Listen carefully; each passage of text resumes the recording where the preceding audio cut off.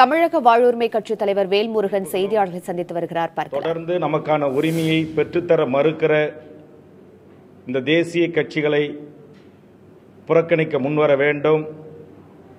ஏதோ நாம் அறிக்கையின் வாயிலாக ஊடக நண்பர்களின் வாயிலாக மட்டும் தம்முடைய கருத்தை கூறிவிட்டு அமைதியாக இருக்கின்ற காரணத்தினால்தான் நம்மை இன்னும் ஏறி அண்டை மாநிலங்கள் மிதித்துக் கொண்டிருக்கிறார்கள்.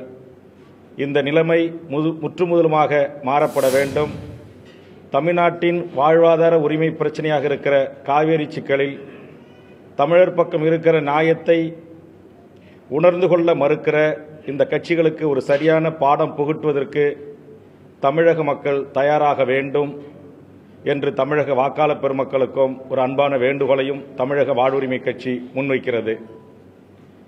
2.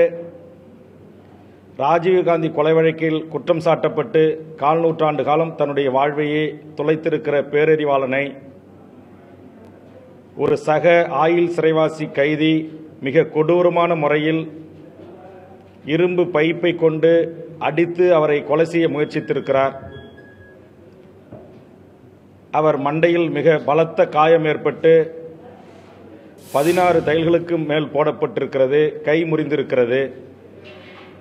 அவரை திட்டமிட்டு கொலை செய்வதற்கு ஒரு கூட்டம் பின்புலமாக இருந்து இயக்கியதாக உள்ளாட்சித் தேர்தலை புறக்கணிக்கப் போவதாக தமிழக வாழ்வுரிமை கட்சியின் தலைவர் வேல்முருகன் அறிவித்துள்ளார். தொடர்ந்து இந்த செய்தியாளர் சந்திப்பின் அடுத்த விவரங்களை அடுத்தடுத்த செய்தி தொகுப்பில் பார்க்கலாம்.